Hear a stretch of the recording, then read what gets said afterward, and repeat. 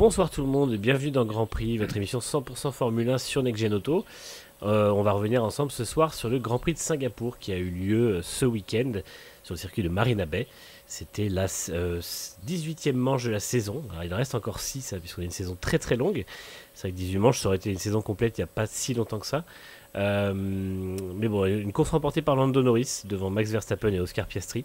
Voilà, un week-end qui a été chargé en piste avec pas mal d'actions et aussi hors piste avec pas mal de déclarations et de petites luttes, on va dire, de pouvoir et de mauvaise foi. Donc on va pouvoir revenir sur tout ça évidemment, et des fois de bonne foi. On est deux ce soir pour en parler. Avec moi il y a Franck. Ça va Franck? Salut, bah écoute, ouais, ça va très bien. Un Grand Prix de Singapour, ma foi, assez plan-plan, on va dire, on va pas dire que c'est la purge non plus, mais c'est vrai qu'on avait connu plus animé il y a quelques temps de cela à peine. Donc voilà, et puis effectivement, bah, beaucoup de choses à dire sur ce Grand Prix, plutôt côté coulisses, on va dire. Donc voilà. Prenez vos popcorn, on va un peu casser du sucre ce soir. C'est vrai qu'on a des choses à dire et pas que des gentilles. Effectivement, tu dis, on a eu plus animé. C'était le premier Grand Prix de l'histoire à Singapour sans voiture de sécurité. Donc voilà, c'est quand même quelque chose de nouveau. On se rappelle que la toute première édition, c'était Nelson Piquet Jr. qui a mis la première voiture de sécurité de Singapour en piste en se crachant volontairement sur les ordres de son patron.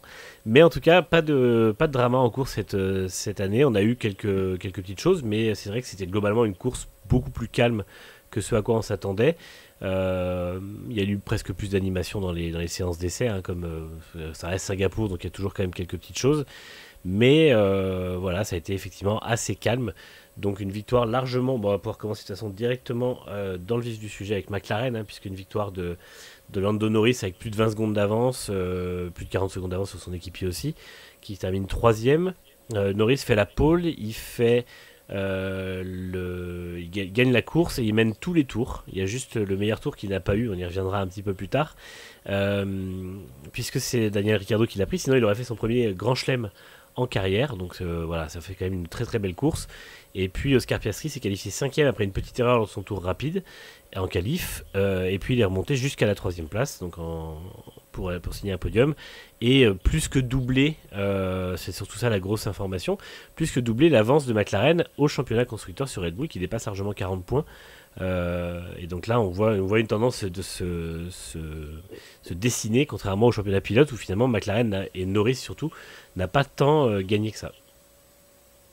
Oui, alors on va dire enfin un week-end hyper propre pour Lando Norris, un petit peu ce week-end qu'on attendait pour lui depuis un petit bout de temps. Ça a été parfaitement exécuté. Bah, voilà, la pole position enfin convertie, voilà, il a mené effectivement à la fin du premier tour aussi, s'est pas fait avoir par Max Verstappen au départ, donc ça aussi c'est à noter parce qu'il s'était quand même fait avoir 7 fois ou 8 fois de suite, je crois, à chaque fois qu'il partait en première ligne ou en pole, je crois qu'il Ouais, se c'est faisait ça. avoir. Donc là, bah, voilà, il Et a là il a gardé même ça. augmenté son avance au départ en fait, parce qu'il est largement devant au premier virage. C'est ça, donc il a réussi effectivement à tenir le rythme au départ et puis ensuite à creuser au fur et à mesure, en voyant, je pense, que son adversaire direct qui était Verstappen sur ce Grand Prix, en fait, il y a quasiment que lui qui a joué avec Norris, hein, on va pas refaire de spoil, mais je pense que tout le monde a vu le Grand Prix ou au moins a vu les résultats. Et voilà, à part Verstappen qui a essayé de titiller un petit peu Norris, et encore, c'était vraiment qu'au départ. Sur les premiers tours, on a vite vu que la McLaren, y compris en rythme de course, était supérieure sur ce week-end-là. Donc bah voilà, bah, sans faute. Alors sans faute, pas tout à fait, parce qu'il a quand même failli nous la mettre dans le mur deux fois, Oui. Lando. C'est voilà, ça. On en discutait pendant le Grand Prix avec Manu, c'est ça. Là, le fameux Grand Prix Monaco de Senna en 88 voilà, qui sait pas s'arrêter et qui attaque, attaque, attaque et qui a envie de mettre la misère à tout le monde et finalement, par péché d'orgueil, ben, il la met dans le mur. Bah, là, Lando a frôlé une barrière de Tech Pro et a légèrement frotté son aileron avant. Et il a aussi frotté, ben, je crois que c'était le même endroit que Russell l'an dernier, Mm. sa roue arrière droite, et ça aurait pu très mal se finir pour lui dans ces deux occasions-là. Donc voilà, je pense que il va falloir qu'il se tempère un petit peu sur ce genre de choses. Même si on peut comprendre qu'il faut garder le rythme, que c'est important, etc. Mais là, il a peut-être fait un petit peu trop. Ouais, mais c'est vrai que tant qu'il avait le meilleur tour en course en tête, en fait, il a continué à attaquer.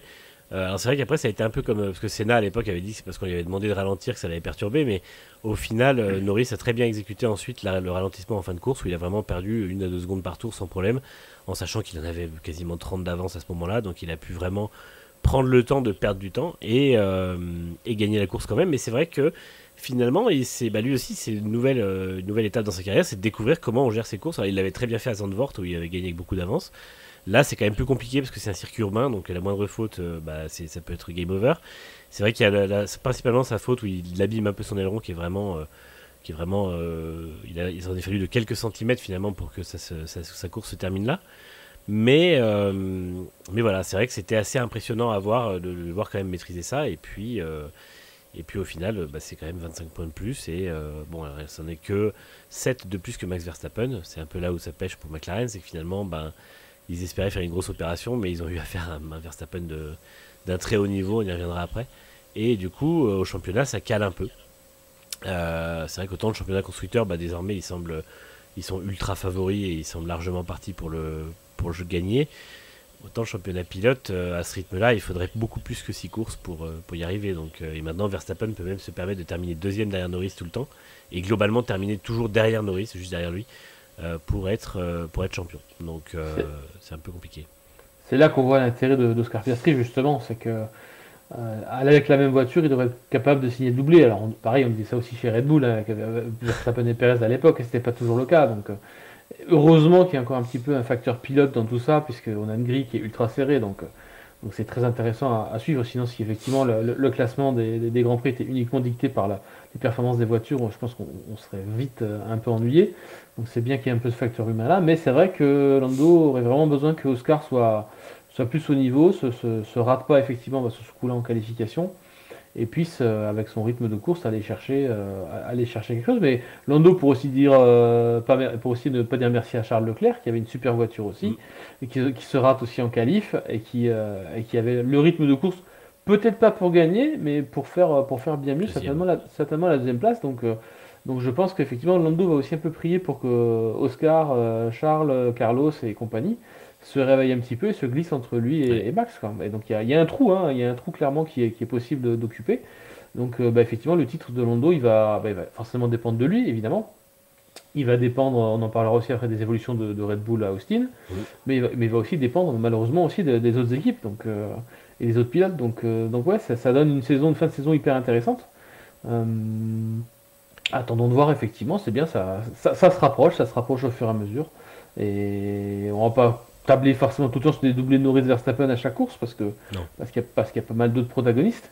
Mais c'est vrai que par coup de 7 points, c'est pas encore assez, quoi. Donc voilà, et même par coup de 8 points, si même il marque le point du meilleur Ouais. tour en course, et qu'il finit même devant Verstappen sur tous les 3 sprints, ça suffit pas non plus pour un point, justement, ce fameux point dont on reparlera tout à l'heure. Oui. Donc voilà, c'est bien. Après, certains ont suggéré que, et Andrea Stella y a répondu, c'est que il avait telle avance à un moment, c'était presque 30 secondes d'avance, qu'il s'arrête une nouvelle fois pour aller choper le point du meilleur tour en course.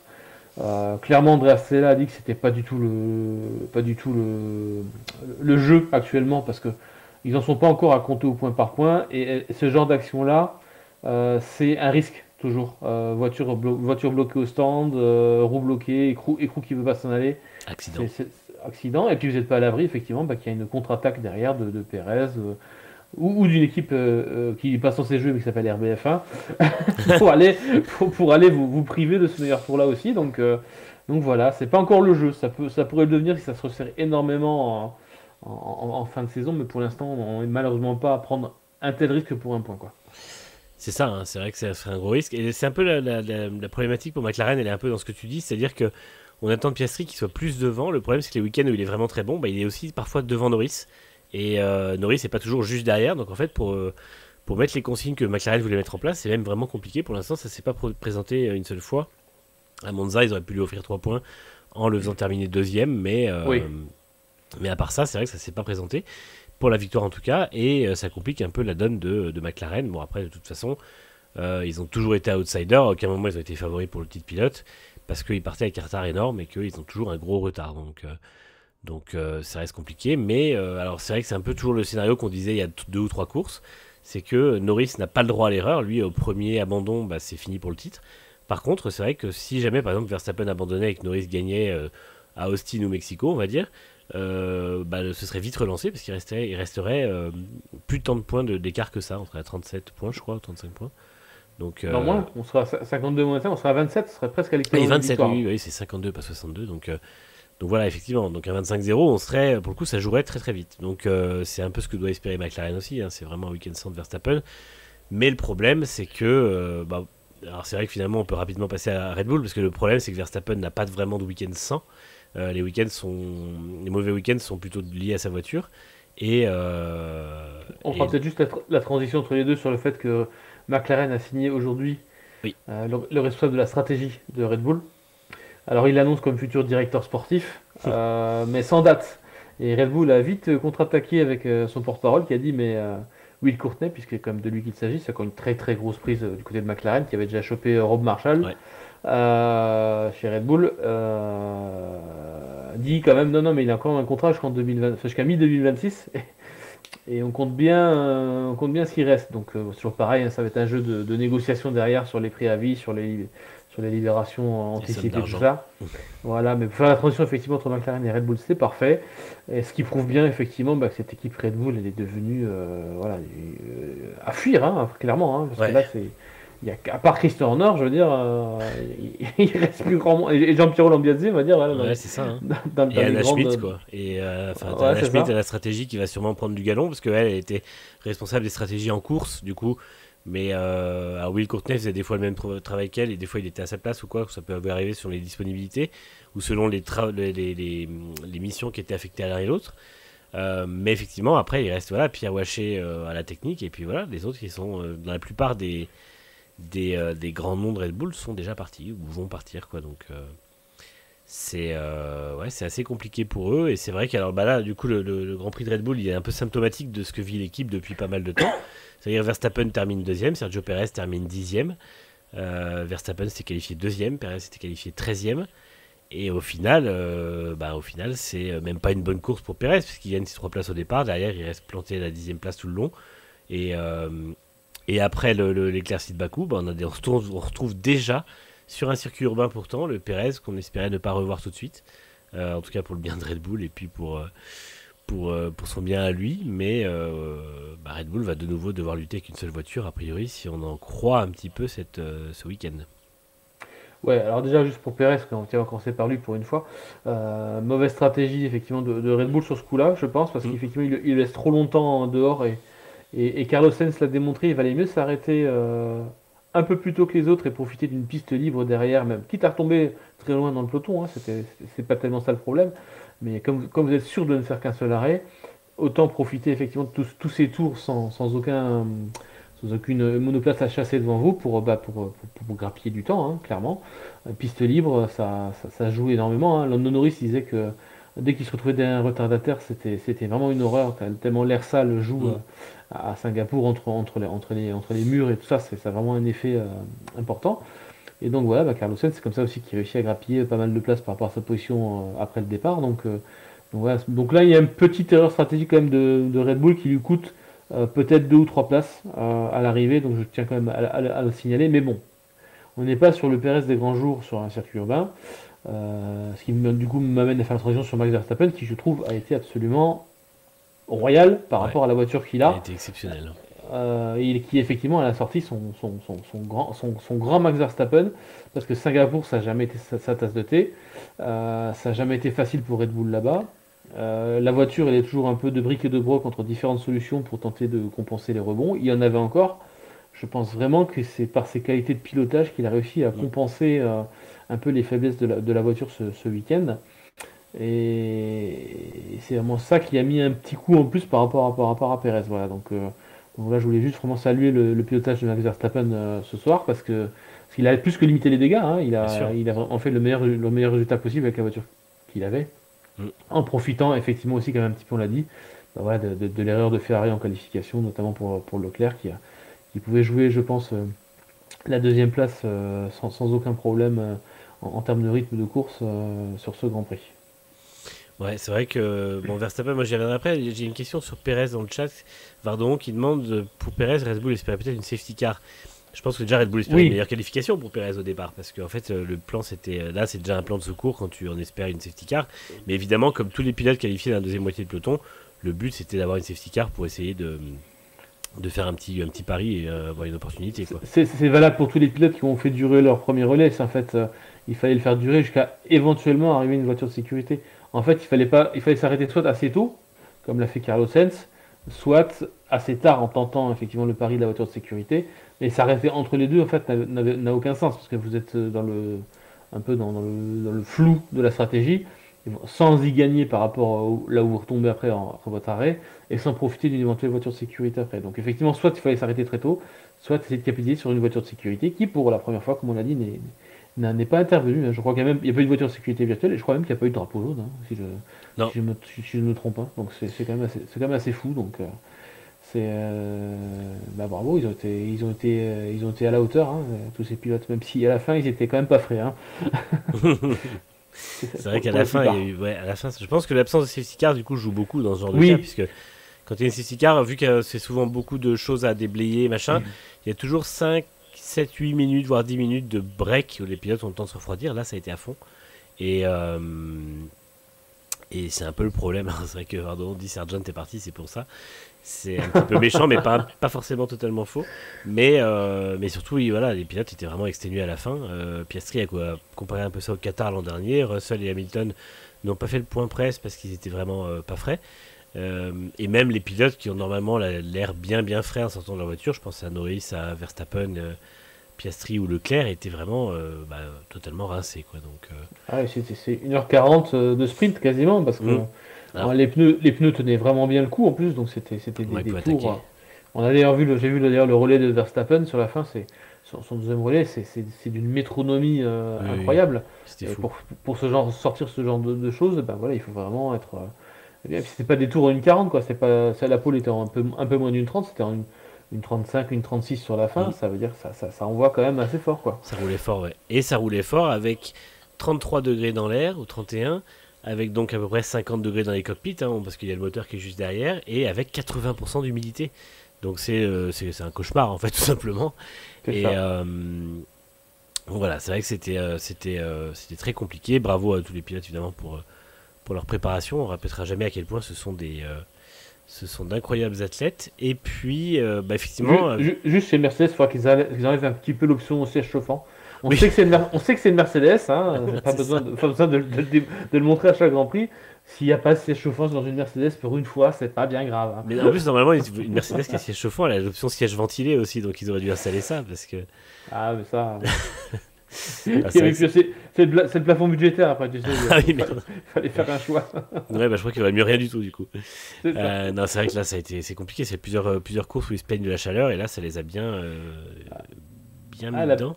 la batterie doit être bien placée, à mon avis, Ouais, dans cette voiture. je pense que la batterie doit être assez proche de l'avant. Et donc voilà, c'est vrai Non. que c'est un petit peu, en tout cas pour Red Bull, comme toujours, on revient au schéma classique qui est Verstappen, qui est la garantie absolue de Red Bull.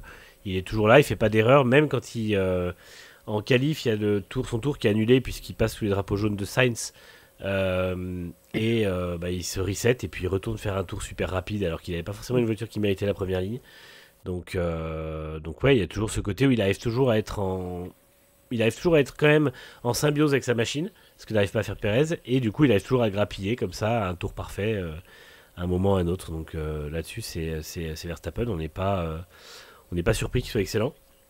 Mais c'est vrai que après deux grands prix où on l'avait vu un petit peu résigné autour du top 5, top 7, et ben là on l'a vu finalement avec un petit peu plus de compétitivité se dire je vais tout donner. Et une fois qu'il avait un podium en vue, en fait il l'a pas lâché quoi, tout simplement.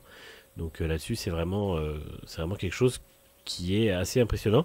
Et puis alors on peut immédiatement, je sais pas si, non on verra après pour tous les transferts chez Red Bull, ce sera plutôt côté des RBF1. On Je peut voulais peut-être, juste rajouter un petit mot sur Red Bull parce qu'en oui, fait l'avenir de leur championnat, alors pilote peut-être pas parce que c'est pas, mais l'avenir du championnat constructeur se jouera évidemment à Austin oui, avec les évolutions puisqu'ils disent avoir compris maintenant ce qui s'est passé, d'avoir retracé depuis Barcelone 2023 quand même la mm, première erreur Ce dont Sergio Pérez s'est targué en conférence de presse en disant, voilà, mais évidemment la voiture était tellement dominante et Max s'en sortait bien que personne ne m'écoutait. Bon, ma foi, ça peut être un point de vue qui se défend. Donc voilà, l'évolution d'Austin qui doit vraiment corriger les problèmes d'équilibre de la RB20. Et si effectivement ces évolutions-là permettent de remettre Max en selle par rapport au McLaren et Pérez de nouveau dans le coup pour des bonnes positions, le championnat constructeur n'est pas tout à fait perdu. Il sera quand Mm. même assez difficilement rattrapable parce que Pérez, c'est pas. Enfin, le duo Verstappen-Pérez, c'est pas la même chose que le duo Norris-Piastri en ce moment par rapport et à la qualité des pilotes et à la qualité des voitures. Oui, Mais si les RB20 évoluent quand même dans le bon sens, on peut quand même avoir quand même encore un match pour le championnat constructeur. Donc voilà. Évidemment, si elle évolue dans le bon sens, ça sera quand même beaucoup plus difficile pour Norris d'aller chercher le titre pilote. c'est ça, hein. Déjà que là, vu comme ça a évolué, c'est déjà compliqué. C'est vrai que ça peut être rapidement la fin de ses espoirs. Euh, et donc Max Verstappen, du coup, on va faire une petite transition, mais on va commencer par lui, qui a aussi défrayé la chronique et le week-end par sa décision, alors déjà par la pénalité qu'il a reçue, puisqu'il a été pénalisé pour avoir... En fait, il y a eu des interviews jeudi en conférence de presse sur le langage, puisque en début de semaine, on a eu un mot de la FIA comme quoi ils allaient interdire les mauvais, tout ce qui était jurons et tout ça dans les conférences de presse, et puis ils voulaient pas que ça soit diffusé à la radio parce que c'était pas au standard de la F1. Verstappen, qui avait déjà été averti à Las Vegas l'an dernier, tout comme Vasseur, a été interrogé à ce sujet en conférence de presse. Il a répété les mots qu'il avait dit. Donc c'était des citations de mots qu'il pouvait dire à la radio, en disant, bah, en gros, quand par exemple ma voiture est pourrie, donc le mot en F en anglais, fucked, nous on peut le citer, c'est pas notre langage, mais et ben je vais pas dire autre chose à la radio parce que c'est le cas. En fait, il dit c'est vraiment une façon de décrire la voiture et que c'est une façon de dire que ça ne va pas. Et puis, bah, du coup, vu qu'il a dit ça en conférence de presse, il a pris une petite sanction qui est de travaux d'intérêt généraux. Donc forcément, ça a défrayé ça a pas mal apporté de critiques sur la FIA. On aura nous-mêmes de critiques à dire après. Mais surtout, Verstappen a décidé de ne plus parler vraiment en conférence de presse, c'est-à-dire des réponses monosyllabiques ou avec un seul mot, et puis de faire ses petits points presse de manière, comment dire, sauvage dans le paddock en sortie de conférence, en précisant au journaliste Tom Clarkson qui fait les interviews que c'était pas de sa faute, que c'était pas contre lui, qu'il voulait pas énerver, mais qu'il ne voulait plus s'exprimer en conférence de presse de la FIA, puisqu'il ne pensait pas qu'il pouvait dire ce qu'il avait dans la tête, tout simplement. Donc ça a été très très bon. Moi j'ai trouvé ça personnellement excellent. Alors ça mène un petit peu le débat suivant qui est... moi j'ai plusieurs questions sur ce sujet, comme ça je te laisse la parole. C'est est-ce que Ben Sulayem, le président de la FIA, n'a pas des combats plus importants à mener? 2, est-ce que les pilotes sont vraiment maîtres de ce qu'ils disent à la radio, dans le sens où eux, au départ, ils le disent en vase clos et puis ensuite on le diffuse à la télé? Et 3, est-ce que finalement les pilotes peuvent réussir, parce que là on a vu quand même que Verstappen était soutenu par Hamilton, soutenu par quasiment tous les pilotes en fait, est-ce qu'on peut réussir à voir les pilotes faire plier la FIA sur ce sujet? C'est un grand débat tout ça, hein. Donc, Ouais. alors FIA, je mettrais peut-être avant de mettre de citer la FIA comme problème sur ce coup-là, peut-être plutôt Mohamed Ben Sulayem, parce que j'ai l'impression qu'il a fait un petit peu cavalier seul sur cette histoire. Peut-être en prenant même de court lui-même ses propres officiels et commissaires de C'est piste, possible. enfin commissaires de course, sur le fait qu'effectivement les pilotes de F1 doivent surveiller un peu plus leur langage. Euh, Il y a un peu de vrai quand même sur pas mal de choses. Après, en diffusion à la télévision, c'est quand même bipé en général. Enfin, je ne crois pas avoir vu voilà, de jurons qui soient passés au travers du bip. Maintenant, des fois, c'est vrai que c'est une succession de bips. Bon, peut-être que ça en fait trop. Alors, là aussi, peut-être avoir du côté de la FOM, si la FOM s'amuse de ça aussi, déjà qu'ils s'accordent leur violon entre la FIA ou alors Ben Sulayem et la FOM pour dire bah, si c'est des successions de bips, ne les passez pas, et puis voilà, et puis ça restera effectivement des conversations entre les pilotes et les équipes, et puis au moins ce problème-là sera résolu. Pour moi, sur la partie course, adrénaline pure, intense, on peut pas surveiller son langage. C'est déjà une telle adrénaline comme ça. C'est forcément des mots courts qui sortent beaucoup pour comme ça. Verstappen qui est obligé de communiquer en plus en anglais qui n'est pas sa langue natale, forcément il va au plus court aussi pour faire comprendre à ses ingénieurs ce que c'est. Et le plus court c'est effectivement le moment F que tout le monde comprend et que tout le monde utilise même dans son langage quotidien. Et comme il a expliqué en conférence de presse, ils n'ont pas 5 ans ou ils n'ont pas 6 ans, et même les gamins, même les gamins anglais de 5 ans ou 6 ans, ils disent fuck, même si c'est pas très bien, pas très poli, on est d'accord. Ils le disent aussi dans les cours de récréation, dans les cours d'école, et si c'est bien pas sûr. eux qui, et si c'est pas eux qui le disent, c'est leurs parents, et si c'est pas leurs parents, c'est leur grand frère ou leur grande sœur, etc. Bref, c'est inévitable. Donc, sur le coup de l'adrénaline, ça, sur la partie radio, tout ça, pour moi, c'est juste une histoire de conversation entre la FIA et la FOM pour savoir est-ce que si effectivement c'est une succession de jurons, on passe les bips ou pas. Bref. Ensuite, que les pilotes se tiennent un peu mieux en conférence de presse. Franchement, j'ai pas vu de problématique là-dessus sur un seul mot. Je veux dire, si la conférence de presse de Verstappen avait été une succession de jurons, oui, évidemment, il faut agir. On n'est pas là pour entendre des pilotes jurer, mais ça n'a jamais été le cas. Les transcripts des conférences de presse sont toujours disponibles. Mm. Et ce n'est jamais le cas. Donc parfois effectivement il y a du langage un petit peu populaire, des gens sortent comme ça, mais des jurons c'est extrêmement rare. Et même le mot F quand il y est, il y a les étoiles qui vont avec. Et c'est quand même extrêmement rare aussi. Donc je pense que Ben Sulayem, effectivement, comme tu le dis, il fait un peu cavalier seul. Il est en train de se trouver de nouveau un petit combat à mener personnellement, quitte à se mettre à dos encore une fois tout le monde, y compris Hamilton, voilà, puisqu'il a effectivement comparé ce langage-là au langage de rappeur. Donc voilà, il a dit quand même, c'était quand même Bon, un petit cliché au passage. un petit cliché au passage, effectivement, et c'est un petit peu raciste aussi, voilà, comme il expliquait dans ses déclarations. Et voilà, donc que les pilotes, effectivement, en conférence tiennent leur langage, oui, c'est normal et tout. Maintenant, pour un juron ou un mot qui n'est même pas un juron, c'est du langage commun en fait. C'est du langage commun.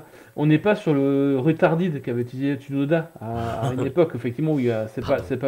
c'est pas le sens retardataire, c'est le sens attardé, donc ça touche à la santé mentale, au handicap, et du coup, c'est pas du tout approprié.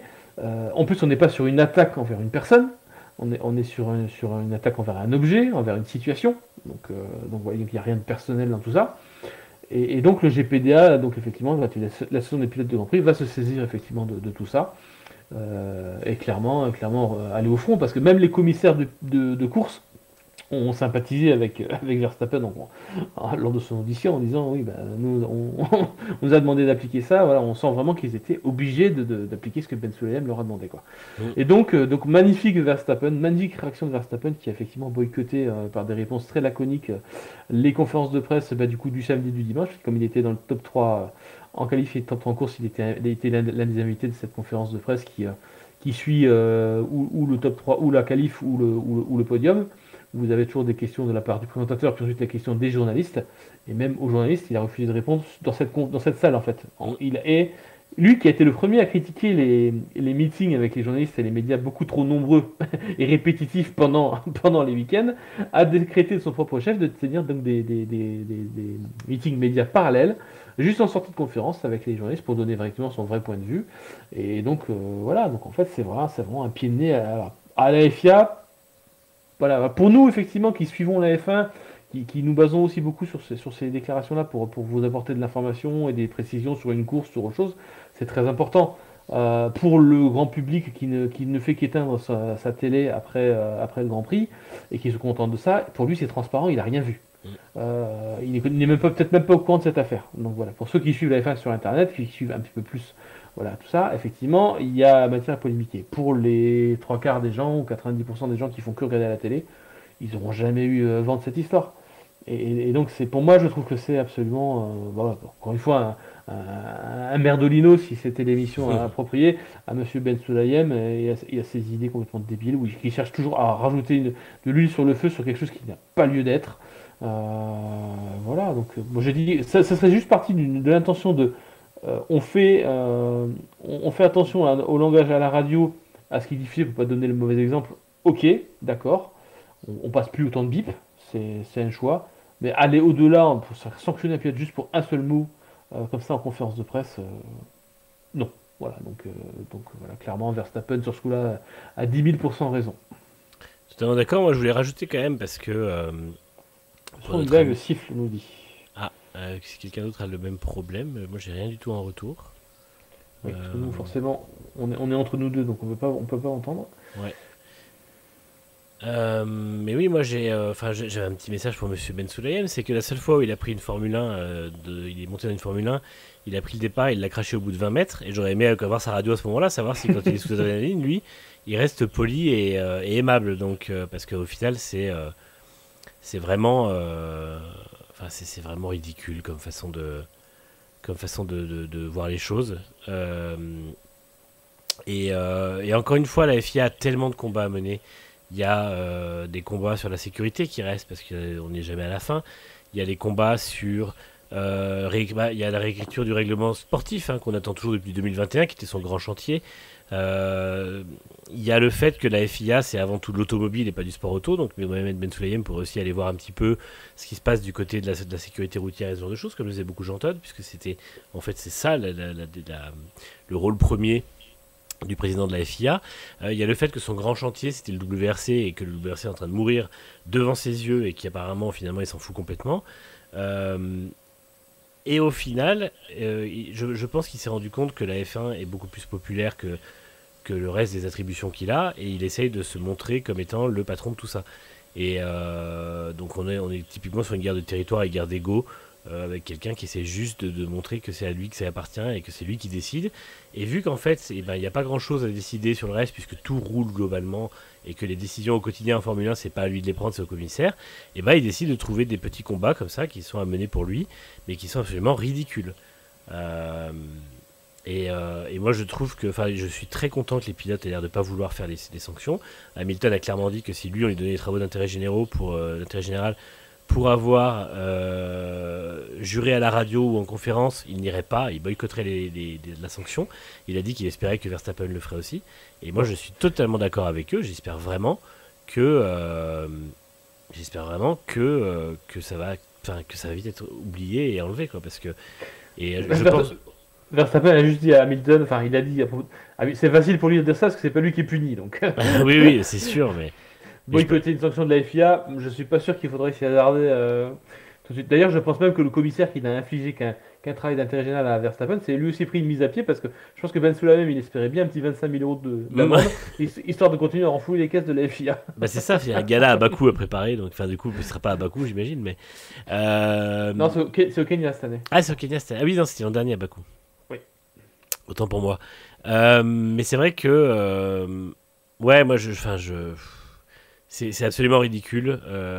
La FIA fait vraiment. Enfin, Ben Sulayem, en fait, donne une mauvaise image de la FIA, et ça, je comprends pas, parce que normalement, on est censé avoir un directeur ou une directrice de la monoplace, on est censé avoir des gens qui gèrent les différents pôles, et lui qui supervise tout ça. Et il ne faut pas oublier que quand il a dépassé les limites en début 2023, il a ensuite fait machine arrière en expliquant qu'il ne serait plus impliqué directement en Formule 1, puisqu'il voulait laisser de la place et ne pas outrepasser ses droits et ses fonctions. Chose qu'aujourd'hui il fait totalement, c'est-à-dire que là il ne fait que ça. En fait, il outrepasse absolument tout ce qu'il a, tout ce qu'il a tout ce qui est dans le cadre de son boulot, en Bon, fait. on l'entend quand même beaucoup moins qu'avant, c'est clair, mais quand on l'entend, c'est toujours pour sortir une connerie. Donc bon, C'est ça. au bout d'un moment. C'est ça. Et puis encore Oui. une fois, il y a tellement de chantiers que la FIA doit gérer avant ça, il y a tellement de questions qu'elle doit poser. Il y a la question de certains trucs de sécurité qui vont toujours pas, je suis désolé. Il y a des circuits qui vont quand même pas.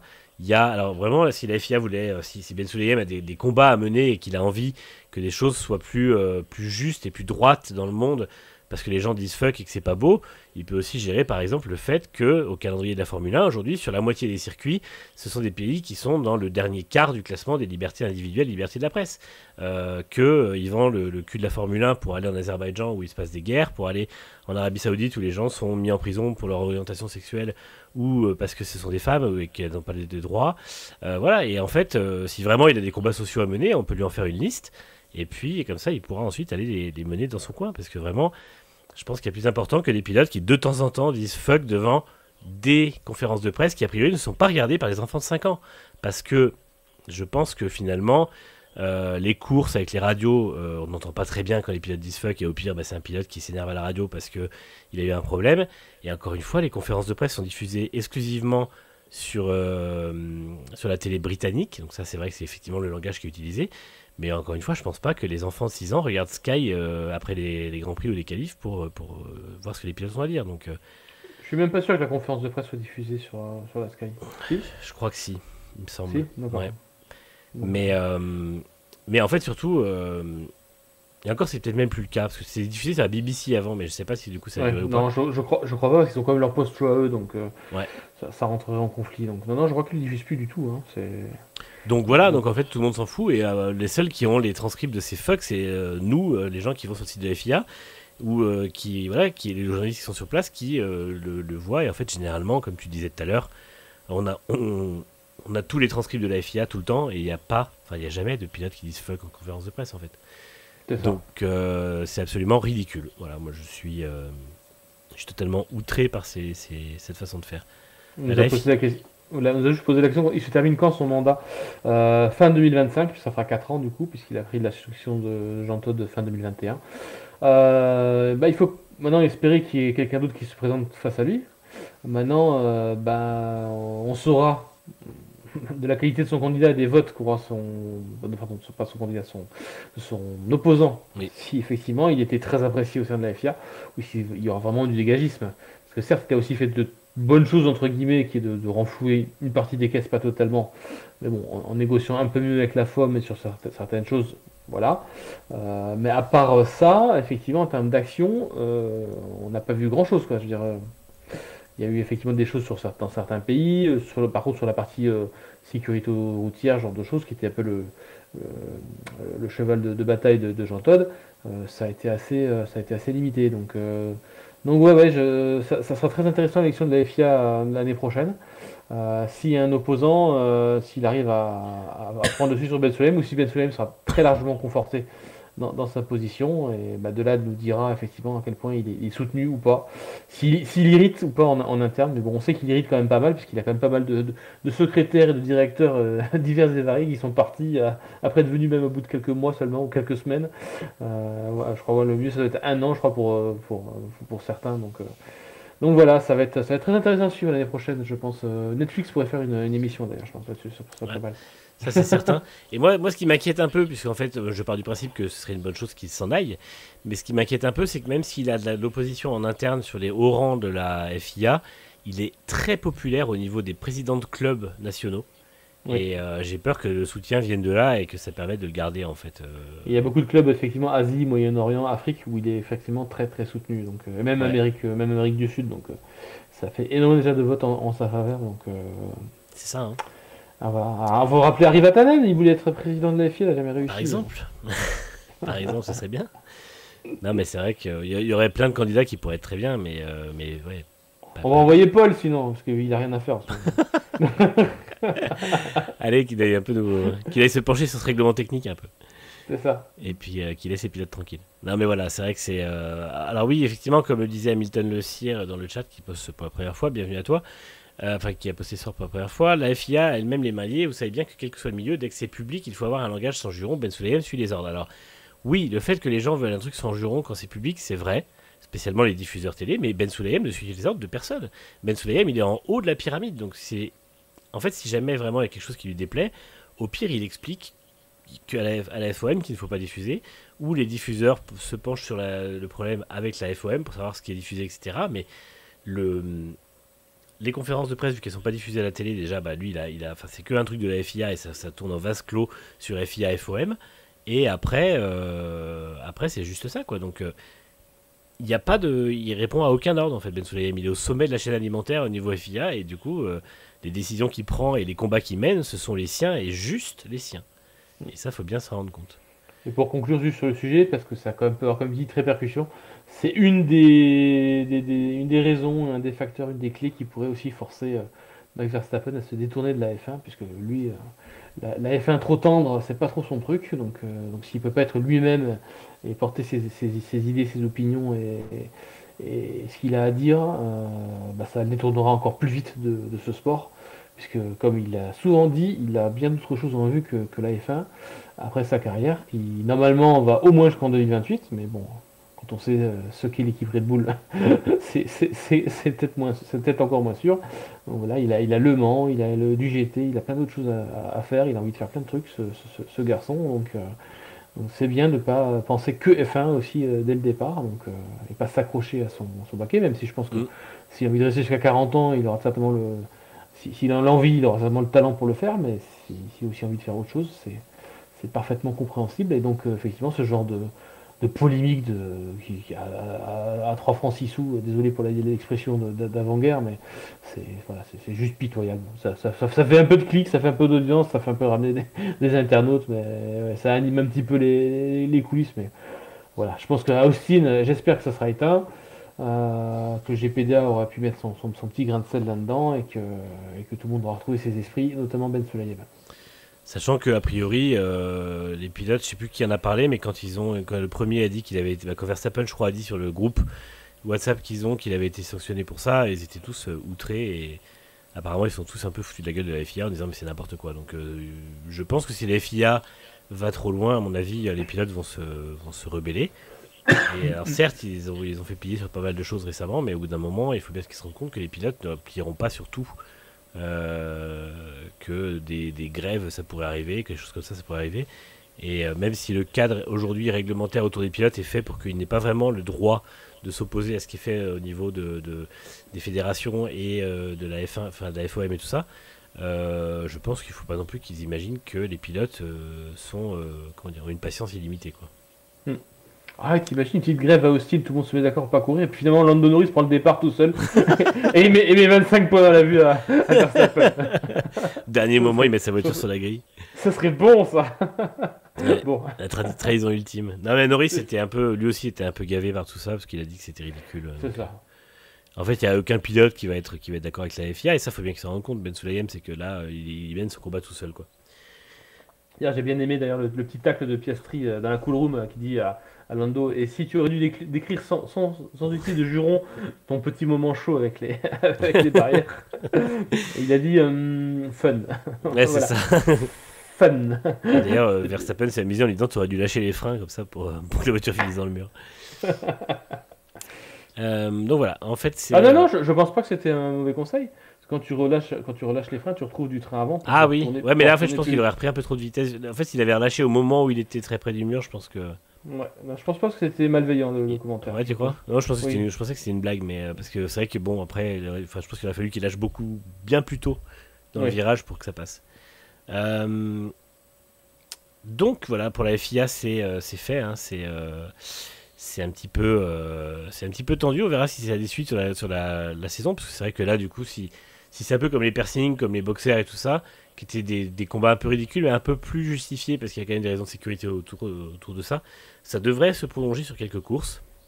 C'était ce qui nous avait amené à voir Hamilton venir avec 4 kilos de bling autour de lui en conférence de presse, et ce qui nous avait amené à voir Sébastien Vettel mettre un boxer par-dessus sa combinaison avant un départ, donc c'était quand même assez drôle. Voilà, on a eu Verstappen qui a fait son petit happening avec les journalistes, donc ça donne toujours des images.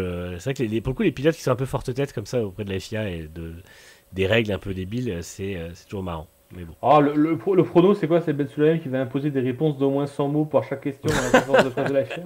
C'est ça, vous ne pouvez plus. Interdiction, si jamais en dessous de 50 mots, c'est 1000 euros d'amende par mot manquant. Voilà. Donc ça ferait 49 000 euros d'amende par question pour Verstappen ce week-end.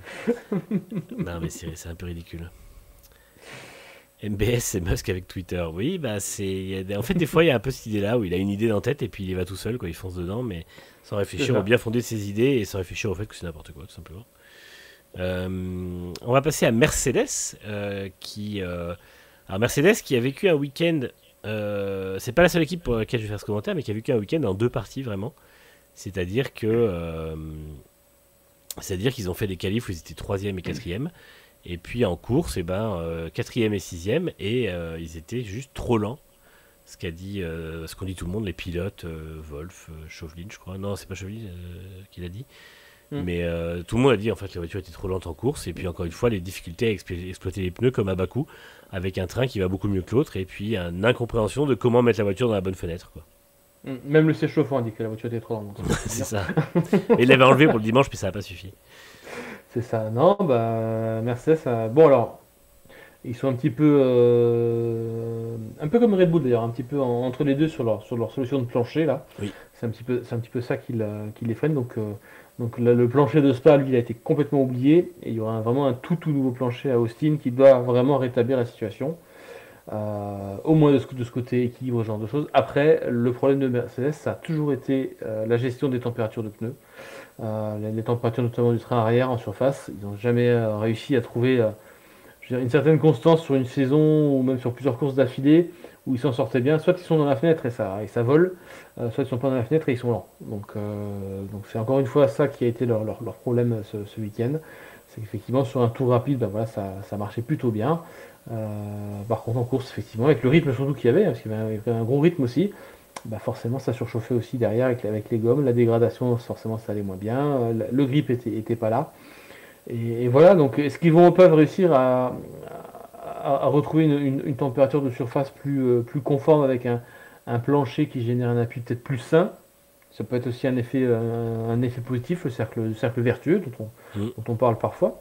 Bon, clairement, voilà, c'est au niveau de la technique, parce que au niveau des pilotes, il n'y a pas grand-chose à redire non plus sur eux, à part sur le fait qu'ils étaient effectivement totalement exténués à la fin de la course, et puis voilà, avec certainement leur pack de batterie qui doit être très très proche de leur baquet, et qui franchement leur met la misère, leur met la misère sur pas mal de Grand Prix. Il y a ça, plus aussi la fait que la voiture, elle roule quand même beaucoup plus bas Mm.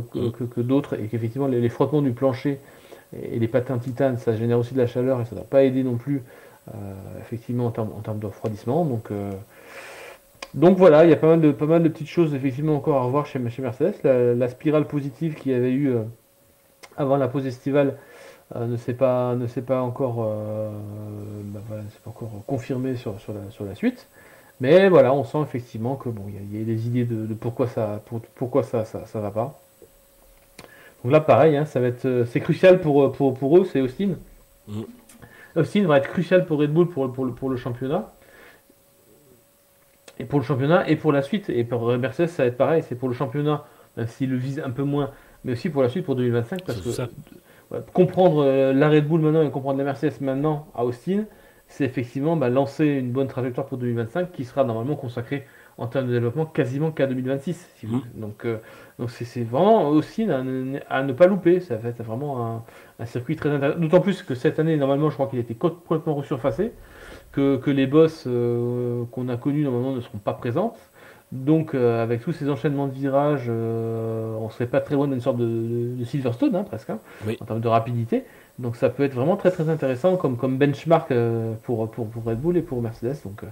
Donc attendons de voir là-bas. Voilà, j'ai pas beaucoup plus à dire sur la course de Mercedes à Singapour en tant que tel, quoi. Moi non plus, c'est vrai que c'était pas très. À part le fameux départ en tendre de Hamilton qui est complètement foireux, qui a dit mais pourquoi vous m'infligez ça encore une fois.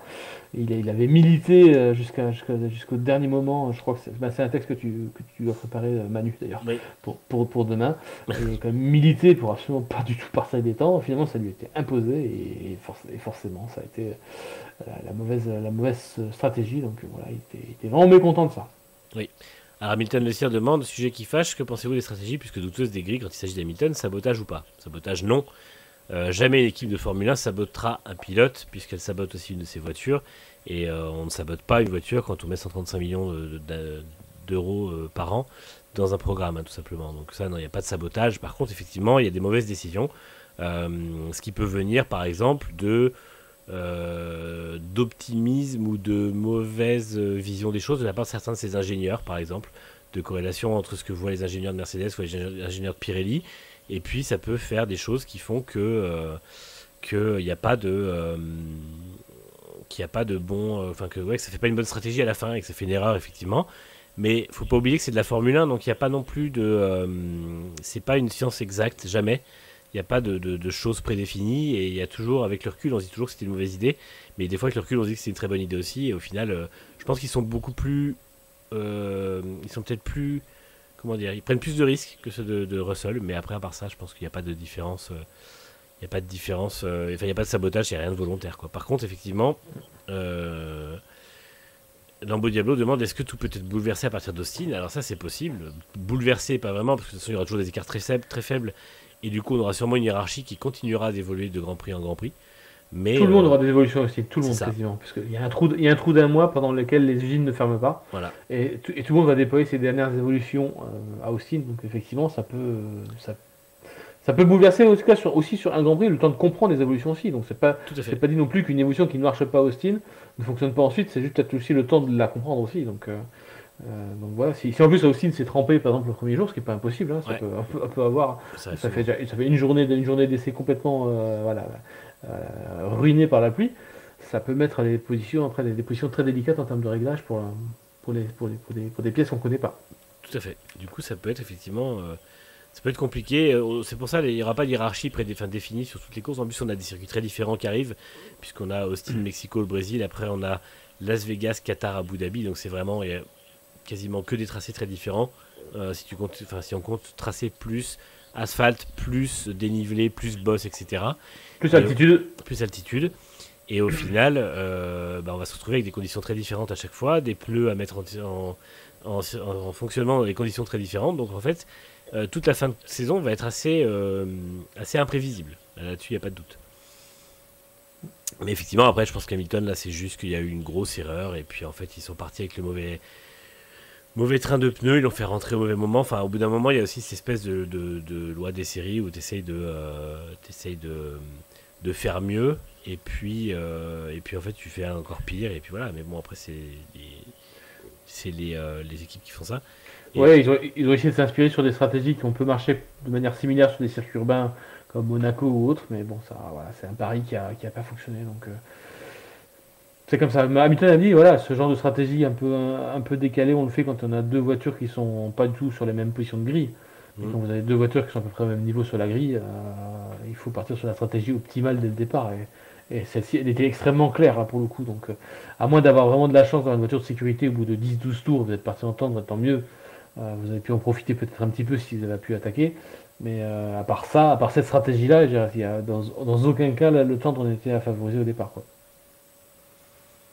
non, non, mais, vraiment, Hamilton Le Cire, tu dis à ce niveau-là, ça ne peut pas être une erreur. Bien sûr que si. Je pense qu'il y a vraiment beaucoup de choses qui se passent dans les équipes. Qui se passent dans les équipes dans ce genre de cas précis. Hein. Donc là-dessus, faut pas voir le mal là où il est pas.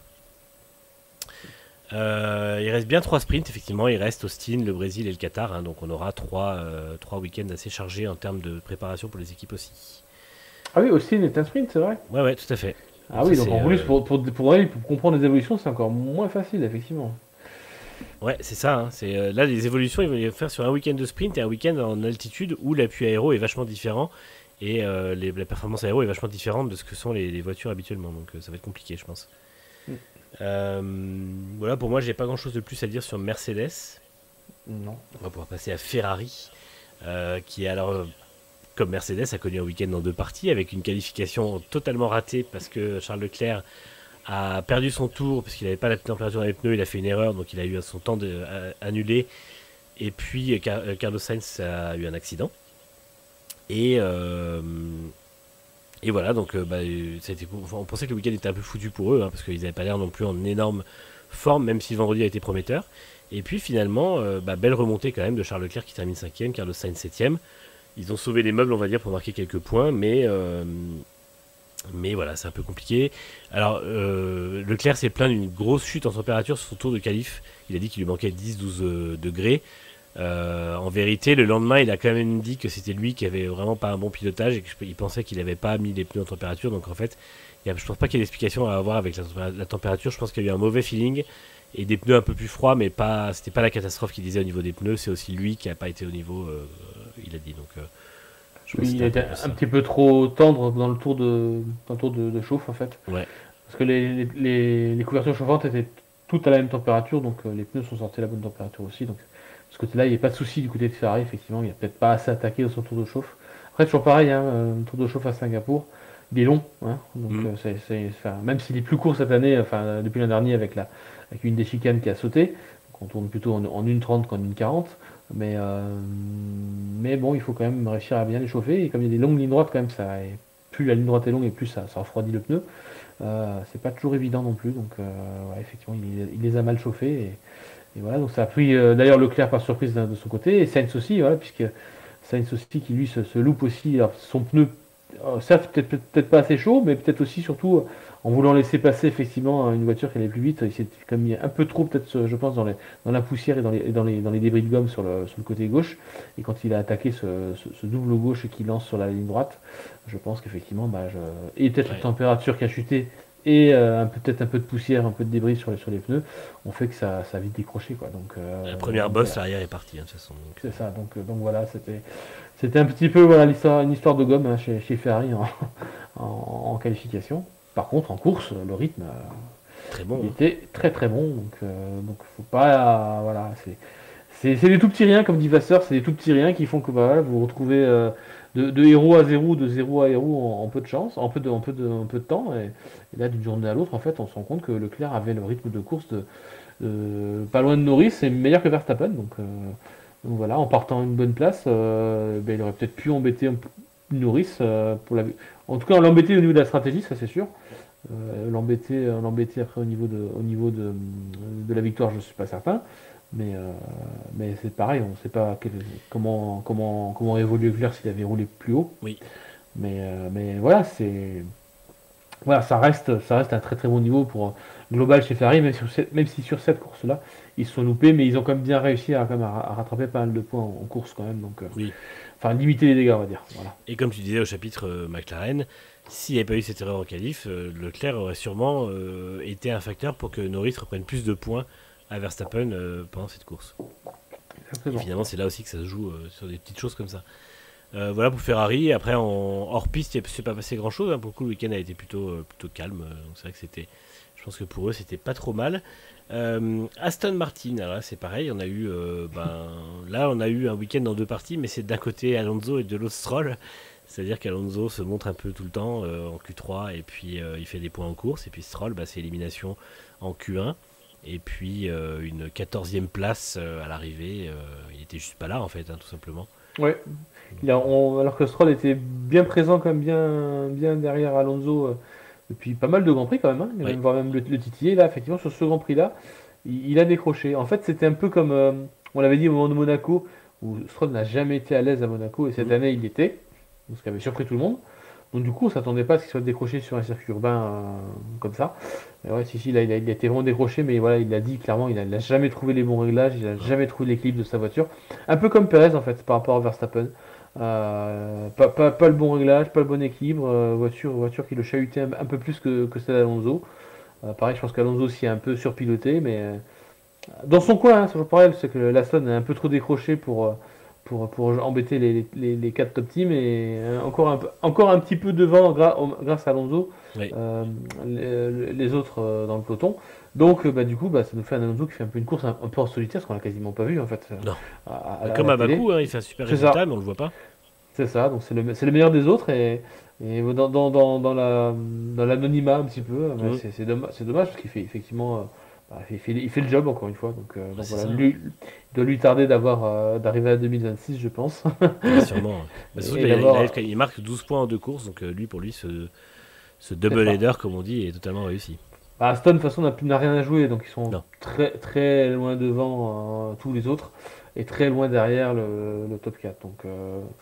Donc au final, ils peuvent presque prendre cette fin de saison en mode test pour l'an Ouais, un prochain. gros laboratoire. Voilà, valider le maximum de solutions possibles, histoire de dépenser le budget 2020 de 2025 sur 2026 quasiment exclusivement. Donc c'est l'avantage un petit peu de leur position. Voilà, c'est pas assez bon pour embêter les quatre top teams devant, et encore assez bon pour rester devant les autres derrière eux, quoi. Donc ça a un avantage en fin de saison, c'est effectivement eh ben, voilà, ils seront pas trop, ils seront cinquième au championnat, Mhm. ce qui est une position intermédiaire du coup pour le développement aéro. Et ils n'ont pas trop non plus à payer à la FIA pour la licence. Il n'y a pas besoin de marquer trop de points non plus. Et puis voilà, ça va être une saison un petit peu voilà, fin des tests, valider des solutions. Parce que aussi ils attendent des évolutions de ça. Donc c'est vraiment important pour eux de comprendre pourquoi la Stone est partie sur une mauvaise direction. Et on pense effectivement que dans l'oreillette, un certain Adrien Newey devrait commencer à souffler quelques idées pendant ses vacances, ici ou là, sur ce qu'il faudrait modifier, histoire de partir sur une bonne base quand il arrive le 1er mars 2025. C'est ça, sachant qu'ils ont aussi une nouvelle soufflerie à mettre en place et à tester et à Oui. valider à la fin de l'année. Donc, s'ils peuvent prendre un peu d'avance sur 2025, pour eux, c'est très bien maintenant. Comme ça, fin d'année, ils valident la soufflerie, ils la mettent en place, ils la calibrent, enfin là, elle est en cours de calibrage, mais ils la mettent en place et comme ça, ils peuvent attaquer le projet 2026 un peu plus serein, on va dire. Sans enjeu pour eux la fin de saison, donc Oui, à part le côté technique et le développement, effectivement. c'est ça.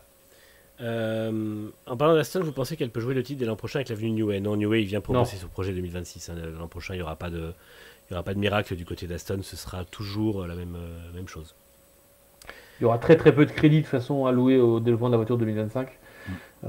Donc non. Ça... Puis oui, il arrivera, ça effectivement pour bosser direct. Déjà, il a le temps qu'il apprenne tout le monde, même si je pense qu'on lui passera les CV, Ouais, l'organigramme, la petite mallette parfaite du nouvel arrivant, ça, je pense qu'il a déjà hein, la petite fiche Bristol. fournie par la RH. Voilà, je pense que là, il sera bien briefé dès le 1er mars. Ah, les premières réunions, tout ça, il sera bien tenu au courant. Je n'en doute pas des avancées du projet 2026. Et s'il a effectivement déjà des idées de concept pour 2026, en bossant tranquillement depuis chez lui le 1er janvier ou 2 janvier quand il aura le règlement technique sous les yeux, il ne tardera pas à faire part de ses éventuelles failles ou découvertes qu'il pourrait faire de son côté. Tout à fait. Du côté de chez As, on a fait une 9 place avec Nico Hülkenberg, hein, qui a repris un peu le dessus après avoir été battu par Berman la semaine d'avant. Et Kevin Magnussen est revenu pour un abandon en fin de course parce que la voiture n'allait plus vraiment. Donc voilà, c'est pareil, pas grand chose à raconter du côté de As. Hein, c'était une course assez calme pour les deux. Je sais Super pas ce que. qualif de Hülkenberg quand même. Ouais, Bon après, certes, les deux Ferrari sont hors de position aussi, mais bon, il avait fait quand même vraiment une super perf. Vraiment bien. Bon, Magnussen n'était pas si loin que ça non plus en qualif, mais c'est vrai que bah, il a fait. Bah ouais, Hülkenberg a vraiment bien joué pour embêter Perez. Hein, voilà, donc il a pas pu passer. Donc ça c'est effectivement bien joué pour prendre 2 points. Et pour le coup, c'est très important pour eux parce que eux cherchent à remonter sur RBF1 qui sont juste que 3 points devant, je crois, ou 3 points, 4 points devant, je n'ai plus le. 3 points, je crois, hein, maintenant. C'est ça, voilà, donc chaque point compte, et là, pour le coup, c'est très important. Alors, pour As, gagner une place championnat constructeur, c'est quand même gagner 10 millions. Et pour le coup, c'est pas on préfère avoir le développement héros pour l'année prochaine. Eux, on préfère avoir les 10 millions. Ouais, c'est Donc ça. clairement, eux, il faut aller chercher RBF1 derrière. Donc voilà. C'est ça. Chez Williams, alors Williams, c'était un petit peu la frustration tout le week-end, une qualification hors du top 10, alors qu'ils espéraient arriver en Q3, Albon 11e, Colapinto 12e à 7 millième, alors qu'il n'avait pas les évolutions d'Albon, donc là encore une très belle performance de Franco Colapinto. Et puis après en course, Albon a vite été, alors le départ a été un petit peu agité de son côté, il a été obligé de passer par le milieu du deuxième virage, de couper, et puis Colapinto lui par contre a gagné des places en faisant un très très beau départ. Il a gagné 3 places pour pointer 9ème. Et puis, finalement, il a reculé au 11e rang à cause de la stratégie. Et puis ensuite, il a fini 11ème. Et Albon, lui, par contre, a été victime d'un problème mécanique qui l'a contraint à l'abandon. Oui, pas grand-chose à dire de plus sur le niveau de la course et de la compétitivité. Moi, je tiens quand même à souligner que je pense que Alex Albon a son premier test de sévère en face à un autre pilote Ouais, plutôt qu'il le pensait, parce que je pense qu'il s'attendait effectivement à avoir la vie un peu plus dure en mars 2025. Finalement, Franco Colapinto nous fait un début de carrière en F1, parce que j'espère que c'est un début de carrière pour lui, parce que ça va pas s'arrêter là, je pense. Euh, Parce que là, franchement, être au niveau d'Albon comme ça, déjà en plus sur un troisième circuit de Singapour, c'est quand même pas évident. Même si on se rappelle que Lawson l'année dernière, il avait brillé aussi. À 7 millième, comme tu le dis, il n'avait pas les évolutions. Je crois que ça a touché la suspension chez Williams. C'était pas loin de 1 ou 2 dixièmes, je pense, en termes de gain. oui, C'est franchement extrêmement impressionnant. De quoi se mordre les doigts, comme disaient toujours certains, de ne pas l'avoir mis plus tôt dans la monoplace, mais c'est ça toujours pareil. c'est du temps perdu avec Sargent, ça c'est certain. C'est ça. Après, Sargent avait des soutiens, il y avait des sponsors, il avait les États-Unis derrière, il y avait Dorilton aussi derrière lui, donc bon, il y a aussi une question de soutien derrière qu'il faut honorer, donc c'est pas si évident que ça de se dire on teste quelque chose d'autre, mais je pense que personne ne l'a vu venir. Déjà, même nous, c'était pas Franco Colapinto qu'on mettait du Non. tout dans les probables remplaçants de Sargent, parce qu'on parlait de qui? On parlait de Mick Schumacher, on parlait de. C'était qui le deuxième Euh, le qui était favori aussi pour le. Pour le Putain, remplacer. je Ah, sais voilà, plus qui c'était. j'ai un trou maintenant, un trou de mémoire. Ah oui, Donc, à force, on a tellement eu de noms. Après, il y a eu le nom de Drugovic avait été aussi avancé à un ouais, moment. Ah, Bah, oui, Antonelli, évidemment. Ouais. exactement, Antonelli, Merci, exactement. Zoans. Merci, effectivement. Voilà, C'est d'une quand sorte c'était avant qu'il signe chez Mercedes en plus. Lawson aussi, effectivement, ça avait Mm. été évoqué. Et Franco Colapinto, franchement, personne n'a compris, à part les Argentins. Mais force est de constater qu'il est en train d'éblouir la Formule 1. On pensait que c'était une option intéressante pour Audi F1, pour le deuxième pilote, mais Ouais. juste pour donner quelques minutes, James Vols a dit que l'intérêt d'Audi pour Franco Colapinto pas très fort. Ce serait plutôt, se dirige vraiment a priori vraiment comme sur une reconduction de Bottas pour un Mm. an. Et peut-être Gabriel Bortoleto en pilote de réserve, prêté par McLaren. Alors je vois pas l'intérêt de McLaren de prêter un pilote Non. pour être réserviste ailleurs. Je pourrais prêter un pilote au général pour qu'il soit titulaire. Donc j'attends de voir effectivement si c'est vraiment ce scénario-là qui se dessine. Mais le fait que Bottas soit reconduit, qu'il n'ait pas signé encore, c'est peut-être une chose, mais qu'il soit reconduit, effectivement, ça semble aujourd'hui à 99,9% le scénario qui va se faire, puisque Lawson va être confirmé chez RBF1. Donc Lawson, qui était la piste numéro 1 de 10, s'éteint. Et donc voilà, je pense que pour la saison 2025, ils vont peut-être dommage, effectivement, de ne pas pouvoir faire débuter un jeune pilote en 2025 pour qu'il soit prêt en 2026. Mais bon, voilà, ça sera. A priori, Bottas encore, peut-être pour avoir une naissance aussi par rapport à Hülkenberg aussi, ça peut être intéressant pour eux aussi de savoir ce que vaut Hülkenberg, ce que vaut Bottas. Mm. Voilà, si Bottas se fait laminer par Hülkenberg, ça veut dire qu'effectivement, bah, ils n'ont pas eu de bon pilote pendant 2 ans. Oui. Donc voilà, donc ça effectivement, ça sera peut-être déjà une première indication. Mais bon, quand on a connu le niveau de Bottas chez Mercedes, J'ai du je mal à pense. voir se faire laminer par Hülkenberg, ouais, personnellement. Voilà. Sachant que Magnussen ne se fait pas non plus laminer par Hülkenberg. Non. Il se fait dominer, mais pas laminer. Je pense pas que Hülkenberg lamine Bottas, mais bon, on n'est pas à l'abri d'une surprise non plus. Mais c'est sûr qu'après, pour Audi, ça ferait deux pilotes très très bons dans le développement et très expérimentés. Et c'est ce qui pourrait les aider aussi pour mettre en place un vrai bon projet 2026. C'est ça. Alors, on va arriver sur notre deuxième coup de gueule de la soirée, puisque nous allons parler de RBF1, avec Yuki Tsunoda qui termine 12e, Ricciardo termine 18e. Donc là-dessus, pas de coup de gueule envers eux. Le boulot a été fait à mesure de ce que la voiture était capable d'apporter, hein, c'est-à-dire un petit peu en retrait du top 10, mais pas trop loin. Tsunoda fait un super week-end. Ricciardo, c'était un peu plus compliqué. Éliminé en Q1, un week-end où son avenir était. Au moment où c'était les qualifs, on pensait que son avenir était en ballottage défavorable, on va dire, par rapport à ce qu'il était. Et puis en fait, on s'est rendu compte dimanche que, hormis le discours officiel d'Horner et Mekies, finalement la décision est sûrement déjà prise. Oui, Alors, est-ce qu'on commence par le coup de gueule sportif qui est oui, le point. le point. Alors voilà, Enfin, Ricciardo a terminé la course par un arrêt au stand dans l'avant-dernier tour et le meilleur tour dans la dernière boucle. Ce qui a permis d'enlever un point à Lando Norris. Donc évidemment, RBF1 et Ricciardo ne marquent pas de points puisqu'ils n'étaient pas dans le top 10. Et il termine dernier, même 18ème. Mais Oui, c'est bien Norris de perd un point. préciser. C'est bien de préciser parce que j'ai eu pas mal de mails qui nous disent pourquoi j'ai pas mis de points à Oui. Ricciardo dans le classement. J'ai eu pas C'est mal de gens sur Twitter qui m'ont dit oui, mais au moins RBF1 ils ont besoin de points et tout. Je dis oui, mais là ils en marquent pas en fait. Donc, c'est ça, exactement. Ils font que priver un pilote du top 10 d'un point, mais eux ne peuvent pas en marquer. Donc voilà. Donc, ce qui d'ailleurs ramène à nous à considérer cette règle du meilleur tour oui. voilà, comme quelque chose de pas très très nécessaire. Et là, effectivement, collusion entre Red Bull et RBF1 pour ça. Officiellement, évidemment, non. Officiellement, Zach Brown et Christian Horner en ont discuté et ont fait en tenue de pyjama dans l'avion le temps du vol retour vers l'Angleterre. On fait de nouveau à Miami là-dessus. Alors à Miami, bon, on sait que les deux sont pas très très Non. amis hein, en vrai, hein, puisque voilà, mais bon, le soupçon de collusion entre McLaren et RBF, entre Red Bull Racing et RBF1, il est total, je veux dire, offrir le meilleur tour à Ricciardo, là pour le coup, ils se sont, je pense, eux-mêmes mis dans la galère en se disant non, c'est pas pour aider Verstappen, même si on sait que c'est on le sait, on sait que c'est pour ça, pour la simple et bonne raison que directement après la course, quand Ricciardo Oui. a parlé aux médias, il a dit si au moins ça a pu aider Max pour son titre, c'est cool. Et Max lui a dit il pourrait me demander le cadeau de Noël qu'il veut, il n'y a pas de problème. Donc on sait que directement que ça a quand même cogité, quoi, Mm. directement. Donc je pense que oui, clairement, même si c'est pas dit, je pense qu'il n'y a même pas besoin de le rappeler. Je pense que d'une pierre deux coups, ils ont dû se dire allez, on va enlever le point à Norris et puis ça fait un petit pot de départ, un petit pot de départ sympa avec le meilleur tour pour Ricciardo.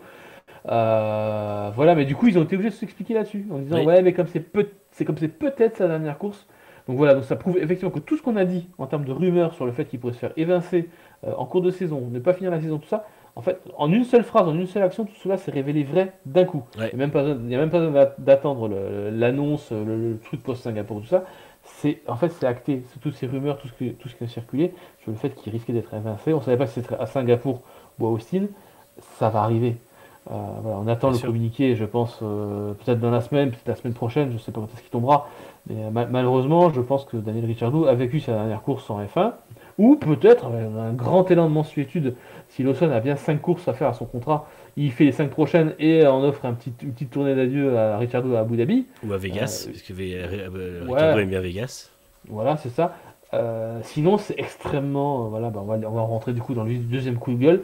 C'est vraiment extrêmement dégueulasse de la part de Red Bull et RBF1 de ne pas, de pas avoir offert une fin de carrière digne de ce nom, avec les célébrations qui vont bien à Daniel Ricciardo. Donc j'espère il y a un plan pour ça, pour Ouais, une dernière course. j'espère aussi. Sinon, c'est énorme carton rouge parce que c'est pas du tout respecter quelqu'un qui a fait vivre la filière, quoi. Qui a quand même bien œuvré depuis 10 ans.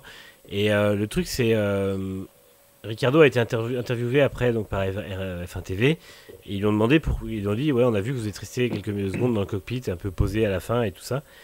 Et il a dit avec les larmes aux yeux que le cockpit a été son environnement ces 11 dernières années et qu'il avait envie d'en profiter un peu plus. Donc voilà, Oui, on peut se dire que ça n'a rien à voir. Moi, je pense que il a pleuré auprès de Sky, il a été voilà, hyper ému au niveau de Canal. Enfin, ouais, ouais. et à la fin, toutes les haies d'honneur qui ont eu lieu pour lui dans le paddock aussi. Voilà, Oui, parce que le coup de Laurent les Mekies et puis embrassades. tout le monde de chez RBF1 dit non, mais on sait pas.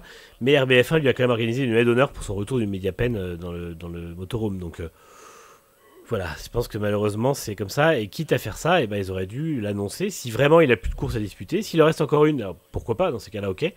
Mais s'il a plus de course à disputer, la moindre des choses c'était de lui dire voilà, on te fait ce qu'on appelle un send-off en anglais, hein, vraiment un départ en fanfare. Tu peux passer ton week-end à dire c'est le dernier. Et en fait, en gros, tu peux.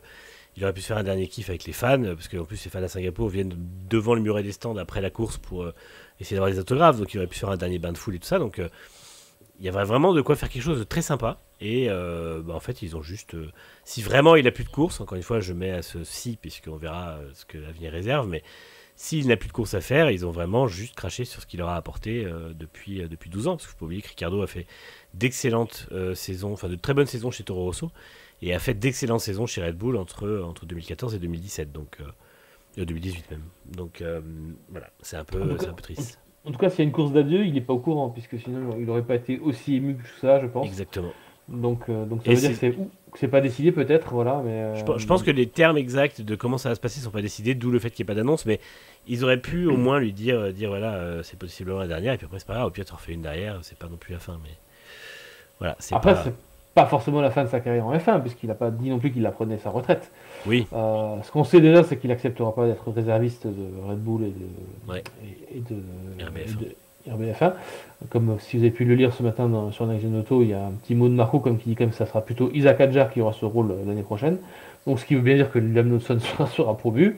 Voilà, voilà. Et donc je suis même quasiment certain que Ricciardo mettrait les voiles dès maintenant. Oui, Voilà, ça quitterait définitivement la filière. Il ne va pas se taper 4-5 grands prix à faire la tournée des paddocks et des médias et à arborer son plus grand sourire alors qu'il s'est fait éjecter pour voir rouler Lawson à sa place. Il l'a dit, voilà, son espoir c'était mettre un pied dans la porte de Red Bull en espérant que Perez vacille. Ça a failli arriver, ce n'est pas arrivé. Voilà, donc il a dit lui-même, il ne veut pas s'accrocher alors que ça va plus. Il a dit aussi que voilà, maintenant il y a des petits jeunes qui arrivent qui sont 10 fois mieux préparés que lui. Et lui maintenant il a 35 ans, il n'a plus 25. Donc arriver avec un tel niveau de préparation aujourd'hui à 25 ans, forcément quand vous en avez 35, c'est compliqué aussi. Donc il est extrêmement lucide par rapport à tout ça. Il est extrêmement lucide. Donc voilà, on a senti effectivement Ricciardo lucide, ému, qui, je l'espère, aura une petite course d'adieu, même si c'est peut-être pas cool pour Lawson, même si c'est pas facile non plus voilà, de refaire revenir un pilote comme ça pour un Grand Prix. Surtout que c'est deux triplés de course, hein. On parle quand même de triplé, donc c'est pas évident non plus. Si ça se fait, il n'y a aucun problème. Mais voilà, c'est un peu cavalier la façon dont ça a été fait. Ils auraient mieux fallu effectivement décider avant cette trêve, c'est ça. dire que Singapour serait le dernier Grand Prix, et ça aurait été vraiment mieux pour tout le monde, quoi. Exactement.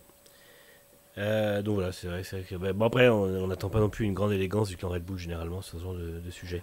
Ouais, enfin bon, quand c'est un pilote comme Ricciardo. Après, il n'y a pas eu une grande élégance non plus pour Vettel hein, quand il est Non. parti chez Ferrari. Ça n'a pas été cool non plus. Après, c'est Je lui suis qui sûr avait que, annoncé aussi, hein. je suis sûr que quand Verstappen s'en ira chez Aston ou chez Mercedes, ça sera pas cool non plus. Donc, Non, c'est pas le genre de la maison. non, non, clairement, c'est pas du tout le genre. Ensuite, Alpine. Bon, Alpine, on a eu Ocon 13e. Oui, j'ai mis Ocon et Ocon. C'est Ocon 13e, Gasly 17e. Ocon est passé en. T'avais qu'à mettre Normand 1, Normand 2. Ouais, Au moins, tu te c'est trompes ça. pas. Ocon est 13e, Gasly 17e. Bon, bah, Ocon est passé en Q2, pas Gasly, mais globalement, très mauvais week-end encore. Ils étaient encore tous les deux. C'était la déprime absolue dimanche. On n'a pas assez de rythme, la voiture va pas, on n'arrive pas à l'exploiter. Enfin, il n'y avait rien qui allait, hein, grosso modo. Non, donc châssis qui va pas, circuit rapide, urbain quand même. Il faut quand même un peu de puissance. Le moteur Renault actuel en manque clairement. Ouais, ouais, c'est pas la joie hein, dans le camp français, c'est clair. J'ai pas grand chose de plus à dire que Oliver Hawks et Flavio Briatore ont un sacré boulot pour mettre un coup de pied dans la ferminière sans démotiver les gens là-bas. Oui, Ce qui n'est pas une mince affaire. Surtout quand on sait que Flavio Briatore, il y a une ou deux courses parlaient effectivement de problèmes d'efficacité, de niaque, d'envie à Enstone, que ça serait jamais arrivé si, quand lui était aux affaires. Donc ouais, donc déjà les gens à Enstone, je pense qu'ils ont dû aussi bien prendre en compte le discours du patron. Ça donne pas vraiment envie de se donner à fond pour que ça fonctionne, quoi. non, clairement. Donc là, voilà, bon, après l'actualité pour eux, c'est surtout la réunion qui a eu lieu entre le CSE et Luca De Meo pour l'avenir du moteur Renault en F1. Mm. Bon, ils sont ravis d'avoir été entendus. Malheureusement, je pense qu'on ne s'est pas trop d'illusions non plus pour tout ça. Surtout que voilà, Bruno Famin a même rajouté une petite couche en disant que Viry serait utilisé pour les moteurs du WEC. Enfin bref, en gros, c'est. Je suis désolé pour eux, mais pour moi, c'est acté sur le fait Ouais, je pense. que voilà, c'est sur tout ce genre de grandes décisions d'entreprise. Ils gagnent 100 millions derrière et ils ont l'assurance d'un moteur à peu près compétitif. Connaissant les bonhommes à la direction de Renault et Flavio Briatore qui on va pas non plus va pas non plus disserter 10 ans entre je prends une entité connue et je me passe de gérer les problèmes de Viry. C'est ça. Voilà, pour les 334 employés, si, apparemment leurs jobs seront maintenus d'une manière ou d'une autre. Maintenant, ils feront pas de F1, c'est surtout ça le problème pour eux. Donc voilà, on ne sait pas pour leurs emplois qu'on craint spécifiquement, a priori en tout cas. À ce jour, c'est sur quoi ils vont travailler. Effectivement, quand on est passionné de F1, quand on s'est engagé pour faire de la F1, ne plus travailler sur la F1, c'est quelque chose. Même si ça reste du sport automobile, d'automobile de haute précision, c'est pas de la F1, c'est pas ce qui vous fait vibrer le dimanche quand vous rentrez quand vous êtes chez vous à la maison en train de regarder le fruit de votre travail, en partie en tout cas. J'imagine Donc qu'ils comptent aussi sur des départs volontaires oui, bah, effectivement pour aussi, je dégager, pense. quoi. Voilà, effectivement, d'aller rejoindre d'autres motoristes. Alors, bon, des motoristes en France de F1, il n'y en a pas. Maintenant, tous ces motoristes-là, ils parlent très certainement très bien anglais aussi. Et donc, après, je repars pareil, faire réussir à faire partir toute la petite famille ailleurs, quoi. Ça, c'est moins évident. Ouais, c'est ça, exactement. Et puis bon, bah, de toute façon, on va finir l'émission avec Steak, sur qui on n'a pas grand-chose à dire non plus, hein, puisque bah, c'est le même que les autres week-ends, c'est-à-dire ça a été globalement très difficile pour Steak. Dernier en qualif, dernier en course. Joe finit devant Bottas en course, mais voilà quoi. Je plaisantais sur le fait que la seule chose qui n'ait pas changé encore de tenter de changer, c'est la couleur. C'est ça. Il y a peut-être que ça qui. Voilà, mais rien à dire. C'est bon, dernière force du peloton. Il n'y a rien qui va. Je pense que Binotto a un énorme travail de remise à plat de tout ce qui a été décidé ou pas décidé ou contrecarré ou mis en pause dans la guéguerre entre Seidel et Hoffman avant lui. Je pense qu'effectivement, Bravi, lui, il subit, effectivement, il fait tourner la maison avec ce qu'il a. On n'entend plus aucun son de cloche du département technique. Non. On rappelle quand même que c'est James Key qui est quand même à la barre là-bas. Il n'est plus du tout, voilà, il n'est plus du tout invité sur des grands prix. On n'entend même plus parler du tout de la voiture ni quoi que ce soit. Je pense que c'est un certain Yann Monchot qui doit bien rigoler aujourd'hui aussi. Oui, parce que c'est qu'il a été viré, finalement, ça va de plus en plus mal depuis. Exactement. Donc voilà. Après, je pense que James Key reste quand même quelqu'un de talent. Donc c'est quelqu'un qui ne doit pas non plus avoir les moyens de ses ambitions et les ressources nécessaires pour faire ce qu'il faut. Donc voilà, c'était une situation extrêmement compliquée pour Steak. Ouais. Voilà, il faut vraiment vouloir pour prolonger juste pour une seule année, mais je pense que Bottas est prêt à le faire. Oui. On pourra presque dire que c'est un sacrifice, parce qu'il pourrait goûter tellement autre C'est chose. lui qui fait l'effort, hein, clairement. Ah oui, parce que là, c'est une année de fond de peloton garantie. Hein. Mm. C'est Ça une va être année. pire, je pense. Parce que Ah oui, c'est ça. là, ils vont tout mettre sur 2026, en fait. Donc, et avec le maximum de temps de développement. Mais du coup, la saison 2025 va être catastrophique. Ouais, et même 2026, on sait très bien que ça sera pas à top non plus. Parce que ce sera certainement avec les moyens techniques actuels, le moteur, enfin, sauf miracle absolu, ce sera pas non plus une fusée tout de suite. Ouais. Bon, après, on n'est pas à l'abri de surprise, hein, comme toujours, hein, mais bon, Audi a quand même la double peine de ne pas avoir non plus fait de V6 thermique, donc contrairement à tous les autres motoristes. Même Red Bull, on peut presque dire qu'ils ont quand même une petite expérience parce qu'ils ont recruté beaucoup d'anciens de Mercedes et Honda, donc voilà, donc ils ont quand même un bagage de ce côté-là. Audi, on n'a pas recruté autant. Non, extrêmement compliqué, Steak, ouais, c'est un petit peu le HRT moderne, j'ai envie de dire, tu vois, là. Ou le Catera moderne, ou les Virgin modernes. Ouais, on en est loin en performance, heureusement, parce qu'en performance absolue, ils sont pas si loin que ça. Hein, Oui, ils sont à la c'est seconde ça. et quelques. Mais dans la F1 moderne, une seconde et quelques, c'est monstrueux. Mais bon, après, c'est vrai que du coup, là, ça les fait être précisément dernier à chaque fois, quoi. Donc, c'est très compliqué. Et j'ai vu, est-ce qu'ils auront la même livrée l'an prochain? Oui, très certainement, parce que Steak et Kik mettent énormément d'argent pour avoir ces couleurs-là. Oui, Steak, c'est pour l'année prochaine, ouais. Ouais. Et puis après, ça partira pour les livrer Audi. Mais bon, voilà. D'ici là, je pense que les prochaines éclaircies, elles sont pas à prévoir avant 2026. Et ce ne sera pas sûrement non plus des éclaircies très très claires. Voilà pour le tour d'horizon de ce qui s'est passé à Singapour ce week-end et puis depuis. Oui, comme tu dis, Exvans, on tape sur Alpine et Sauber, c'est pas loin des autres. Hein. C'est sûr que c'est une F1 qui est très serrée et le moindre dixième peut coûter cher. Mais bon, ils sont toujours quand même 9 et 10 en performance. Donc ça, c'est un peu problématique. Il n'y a pas d'évolution comme ça depuis quelques courses. Et puis, alors au niveau des pronos, Alex avait été bon. Il avait dit Norris, Leclerc, Piastri, donc il avait deux de juste. Moi, j'avais mis Norris, Piastri, Sainz, donc j'en avais deux de juste, mais un de mal placé. Voilà, donc on avait fait l'émission tous les deux la Et semaine dernière. moi, j'étais pas là, mais j'admets que j'aurais mis Leclerc, donc j'aurais peut-être pas donné le podium, mais j'aurais mis Leclerc, donc j'admets que je me serais planté. Sur la performance pure, j'aurais pas été mal. Sur le résultat final, pas du tout. Mais c'est vrai que maintenant, on pronostique le podium, on pronostique plus forcément juste le vainqueur, Ouais, donc c'est pas c'est évident. ça. Et du coup, on s'est dit maintenant, bah, les absents, ils doivent aussi passer à la moulinette. Oui, Donc on a demandé les pronos de Paul et Alex aussi, donc ils nous les ont confiés avant l'émission, donc bah, on va les donner. Hein. C'est vas-y. Pour Paul, c'est Norris, Piastri, Leclerc. Et pour Alex, c'est Norris, Verstappen, Leclerc. Voilà. Et moi, je dis Norris, Piastri, Verstappen. Et moi je dis Norris aussi, on va être quand même tous sur Norris. Norris, Leclerc, Verstappen. Pas Allez. mal. Trois équipes.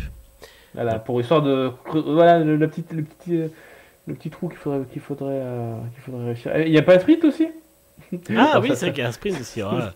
Et ben ça moi, vient- le ça- sprint, je dis Norris, Verstappen, Piastri. Sprint, je dis Norris, Piastri, Leclerc. Allez, hop. Bon, Pas on mal aussi. verra. De toute façon, c'est très compliqué parce qu'en plus, tout le monde a des évolutions. Ouais, c'est ça. Hein. Et là, en plus, on parie sur le fait que les évolutions de Red Bull ne seront pas hyper. Enfin, on parie. Peut-être parce qu'on a envie que les évolutions de Red Bull ne soient pas hyper intéressantes pour garder un suspense jusqu'à la fin du championnat. Mais si les évolutions de Red Bull sont au top, le championnat pilote sera plié. C'est vrai. Et le cas dit Mercedes est souvent très performant au quota, mais Mercedes n'a pas toujours été performant cette année sur les circuits où ils Non. étaient habituellement performants. Malheureusement, malheureusement ou heureusement, parce que du coup ils ont été quand même plus performants que globalement sur pas mal de circuits. Mais on a un petit peu une inversion de ce qu'ils étaient l'an dernier sur la manière dont les circuits leur conviennent. Donc je suis pas sûr qu'au quota, même s'ils ont une évolution, tout le monde en aura, et je suis pas certain que. Ils ont un tout nouveau plancher, on sait chez Mercedes. Oui. Ouais, voilà, ça marche ou ça marche pas. Mais Et en plus, oui. oui, l'asphalte a été refait et c'est un billard, donc du coup ça va être très différent. Enfin, c'est Alors, un billard pour l'instant, parce que. c'est un billard américain ou un billard français? Ouais. C'est un C'est billard. c'est quand même un billard vallonné, mais ça reste un billard. A priori, c'est bien plus plat. Bon, de toute façon, le sol étant meuble, ça restera pas plat très longtemps. Mais normalement, c'est une année, et puis après, la NASCAR passe dessus, voilà, et puis ça finit par. La moto a déjà tourné dessus ou pas? Je t'avoue, je suis tellement pas la moto. Parce que Oui, je crois qu'ils ont tourné, oui. Parce que c'était pour la moto qu'ils ont fait surtout Ouais. les boss, donc Oui, oui. faudrait se repencher. Je sais que la dernière fois que la NASCAR y a tourné, il n'y avait pas encore le nouvel asphalte. Mais je t'avoue Bah que oui, MotoGP, j'ai un peu décroché. Si vous mettiez des voitures préhistoriques sur un asphalte comme ça, forcément, C'est vrai. ça casse tout. Bon, bah ouais, c'était une émission assez courte, hein, on va dire. Ouais, mais on a bon, fait assez court. Après, c'est vrai que bon, bah, ça Ouais, reste. C'était quand même une course qui était plutôt calme, donc il n'y avait pas non plus énormément de choses à dire. On se garde un petit peu d'énergie pour. Alors déjà, il y a 4 semaines de pause. Il faut le dire, le Grand Prix ouais. des États-Unis, c'est dans 4 semaines. On sur prendra, des- on prendra la parole quand même entre, si besoin, pour Oui. l'actualité. Alors, on a aussi des petits agendas parce que forcément, on va aussi. Oui. Bah, ça va, t'arrêtes quand même de taper dessus aussi. On a aussi des agendas, on a aussi un mois de pause, on va aussi profiter aussi pour Manu et moi, chacun profiter de faire d'autres projets et d'autres choses. Et si par exemple on a une annonce RBF1 notamment, on pense à eux, et qu'on est disponible le soir même, on fera l'émission le soir même. Si c'est pas le soir même, ce sera le lendemain. Voilà, au moins Oui, pour on fera RBF1. sûrement un petit truc quand même, parce que ça reste une grosse annonce. Surtout si c'est la fin de carrière de Ricardo, ça peut être bien de faire un petit mot dessus, on aura le temps, je pense. Exactement, donc voilà, et puis peut-être une autre émission, peut-être de reprise aussi. Hmm. Si l'actualité s'est réveillée un petit peu, si ça reste assez soft, voilà, on verra, on avisera selon. On vous tiendra évidemment au courant. N'oubliez pas de suivre la chaîne si c'est pas encore le cas, comme ça au moins vous avez toutes les annonces comme quoi on est en live, et même si vous ne pouvez pas nous regarder en live, au moins vous savez qu'on est passé, donc vous pourrez ensuite nous regarder sur YouTube ou Twitch un petit peu, ou même en podcast. Non, j'ai pas trop de podcasts du coup, puisque les émissions spéciales on les met pas en podcast. Manu, tu écris sur quoi entre deux Racing Café pas fait? Tu sauras bientôt. Et il y aura bientôt des petites choses qui vont venir. Voilà, en tout cas, on se retrouvera pour deux grands prix de soirée. Des grands prix à plus de 20h, 21h. Ah, je peux spoiler quand même? Deux. Je crois qu'un de tes livres s'appellera Manu, ma vie, mon œuvre. Ouais, c'est ça, je fais mon autobiographie et je l'écris tout seul parce qu'après tout, j'ai pas besoin de quelqu'un pour me l'écrire. Donc voilà, ce sera pas très long. Ça ira assez vite. Non, voilà, donc. En tout cas, ouais, des courses de soirée. Là, le prochain triple header, ce sera 2 courses après 20h et puis une course à 19h. Donc ce sera que en soirée. Et après, il y aura encore 3 semaines de pause. Et 3 nouvelles courses après, je crois. Si je dis pas de bêtises. On aime bien les courses de soirée et de nuit, hein, nous aussi. Parce que... Ouais. Et alors, le triple header suivant, ce sera une course de matinée, puisque c'est Las Vegas le samedi soir. Donc nous, ce sera dimanche matin. Et 2 courses de fin d'après-midi. Non, fin d'après-midi et début d'après-midi. C'est ça. Donc ça va être une fin de saison assez diversifiée. C'est ça. Et puis après, ce sera Noël.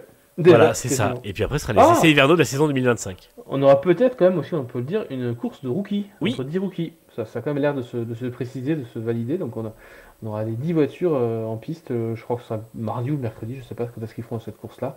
Entre eux. Donc je sais pas si ça sera diffusé. Pour l'instant, on n'a pas de nouvelles là-dessus. Peut-être que sur F1 TV. Peut-être Ouais. que.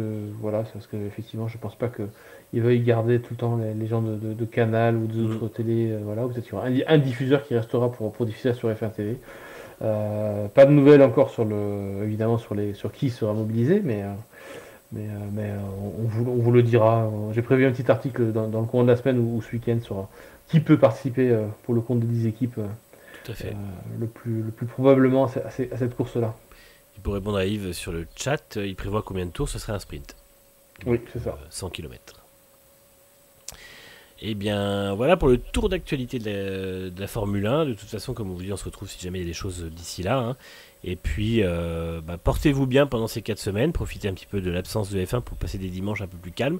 Suivez d'autres sports aussi si vous avez envie, parce que c'est vrai que ça prend quand même une Suivez la F1 sur Next Gen Auto parce qu'on écrit quand même beaucoup. Évidemment, nous on reste avec vous tout le temps ces 4 semaines avec des journées remplies tout le temps d'articles, de news et tout ça. Donc on compte sur vous pour rester pas très loin. Et puis de toute façon, on se retrouve très vite. Merci à toutes et tous de nous avoir suivis ce soir. Et puis à très vite. Merci, à bientôt. Ciao.